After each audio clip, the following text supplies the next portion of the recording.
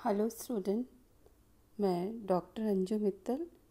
BSc part first में fungi में आज हम डिजीज़ जिसके अंदर हम लूज स्मट ऑफ व्हीट, कंड रोग,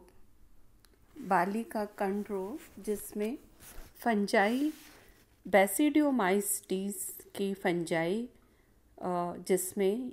अस्टिलैगो न्यूडा ट्रेटिसाई पैथोजन डिजीज़ कॉज करती है। और ये इसके अंतर्गत ये फ्लावरिंग पार्ट को इन्फेक्ट करती है, जिसमें सीड बनने के स्थान पर पूरा जो सीड है वो एक स्पोर्स में कन्वर्ट हो जाता है। और ये टैलिटोस्पोर या स्मट ये एक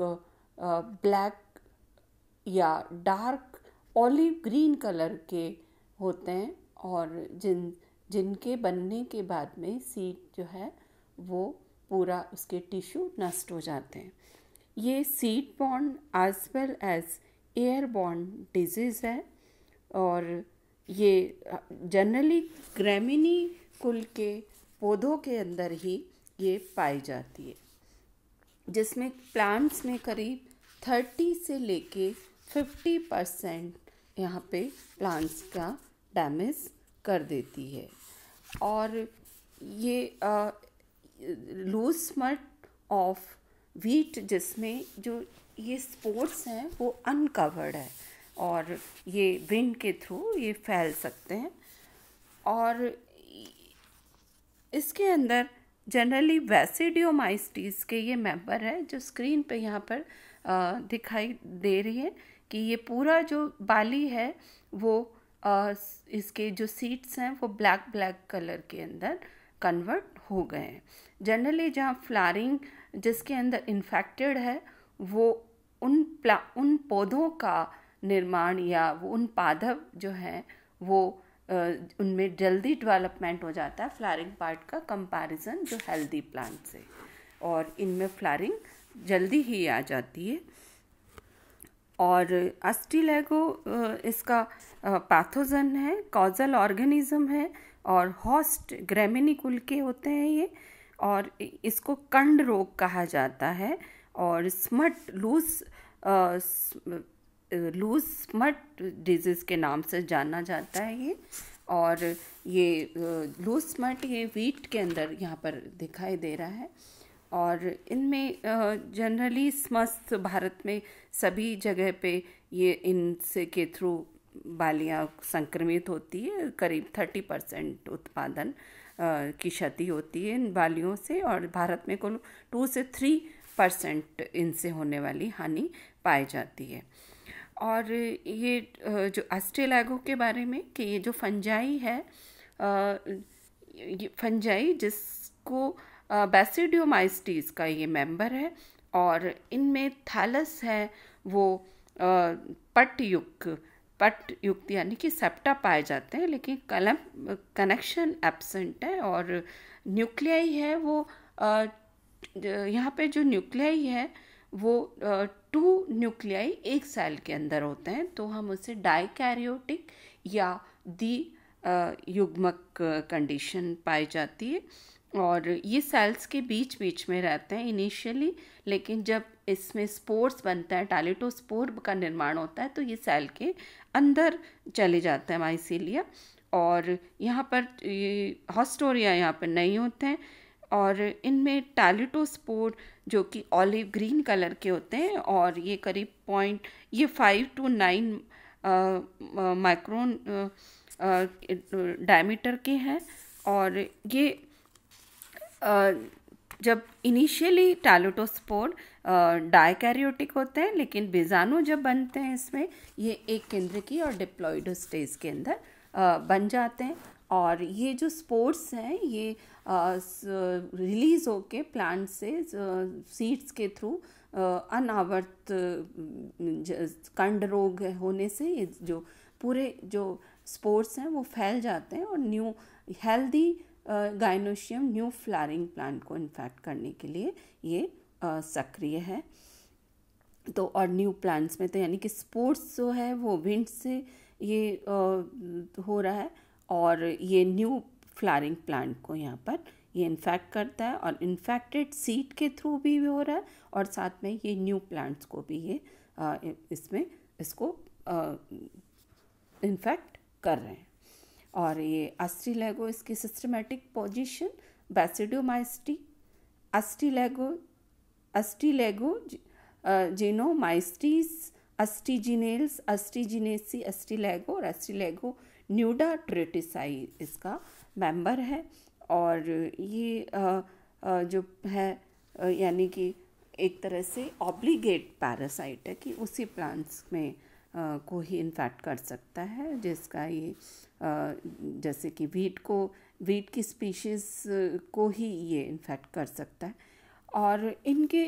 जो लाइफ साइकिल के बारे में हम यहाँ पर देखेंगे किस तरह से इनकी लाइफ साइकिल रन करती है। माइसीलिया जो सिस्टमैटिकली सीड के थ्रू इसके अंदर ग्रो कर रही है, और इंटरसेलुलर्स में ग्रोथ प्लांट के साथ में इसकी ग्रोथ हो रही है। लेकिन फ्लावरिंग बनते समय यहाँ पर फ्लावर्स में सीड्स गाइनोशियम के थ्रू ये सीड बनते समय यहाँ पर ये जो सेल्स हैं माइसीलिया है वो इंटरसेलुलर से इंट्रासेलुलर हो जाता है, और इनकी जो सेल्स माइसीलिया के प्रत्येक सेल से एक स्पोर टैलुटोस्पोर या इसे क्लेमेडोस्पोर बीजाणु हम कह सकते हैं, जो कि डाइकैरियोटिक कंडीशन से यहाँ पर इनमें फ्यूजन से ये एक डिप्लॉइड स्टेज यहाँ पर प्राप्त कर लेता है। और ये अब ये डिप्लॉइड जो स्टेज है, अब इनके जर्मिनेशन से यहाँ पर मियोसिस सबसे पहले डिवीज़न होगा। एक जर्मिनेशन एक माइसीलियर ट्यूब, और ये 4 न्यूक्लियाई हैप्लॉइड न्यूक्लियाई बनते हैं जो कि सेप्टा से एक दूसरे से सेपरेट हो जाते हैं, और ये डिफरेंट स्ट्रेन के 2- एंड प्लस डिफरेंट स्ट्रेन, जिसमें 2 डिफरेंट स्ट्रेन के माइसीलियन के फ्यूजन से यहाँ पर डाइकैरियोटिक माइसीलिया थ्रेड का निर्माण होता है, और ये स्टिग्मा के थ्रू होते हुए न्यू प्लांट्स के अंदर सीड्स के थ्रू ये एंटर करता है और नए ऑर्गन को इन्फेक्ट करता है, और सिस्टमेटिकली प्लांट्स में एंटर करके नए प्लांट्स को इन्फेक्शन करके एक नया साइकिल का निर्माण फर्दर होता है। और इसमें कंट्रोल किस तरह से इसको किया जा सकता है, या तो इसमें रेजिस्टेंट वैरायटी को हम ले सकते हैं जिससे कि उसको मैनेज किया जा सकता है, जैसे कि कुछ स्पीशीज़ NP 710, 718, 770, और जिससे कि ये नई उनका डेवलपमेंट है वो नहीं हो पाता, और या इनके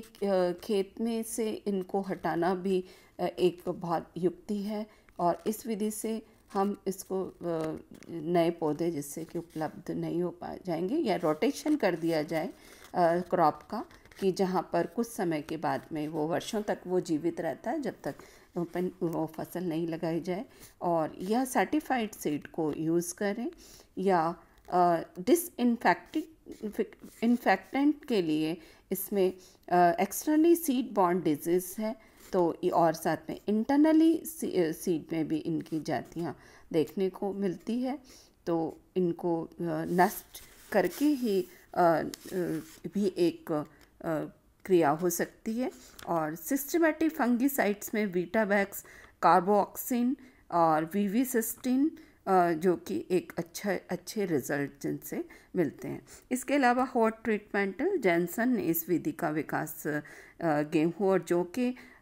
उसमें किया था कंडरोड रोग के लिए, और इसमें करीब बीजों को 5 घंटे तक 20 डिग्री तक सेंटीग्रेड पर जल में डुबोया जाता है, और इसमें अंकुरित होने को प्रेरित किया जाता है, और फिर उसको निथार कर 49 डिग्री सेंटीग्रेड वाले जल में 1 मिनट के लिए ट्रांसफ़र कर दिया जाता है।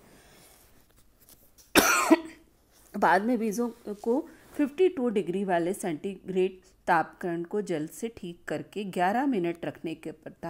उपरांत उनको ठंडे जल में डाल दिया जाता है। और सोलर एनर्जी ट्रीटमेंट, जिसमें लूथरा और बेदी ने उसको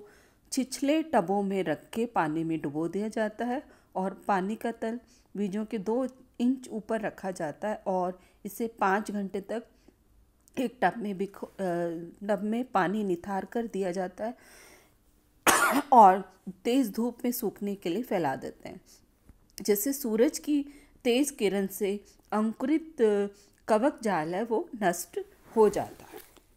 तो ये डिफरेंट विधि से इनको उपचारित किया जाता है। तो कंड रोग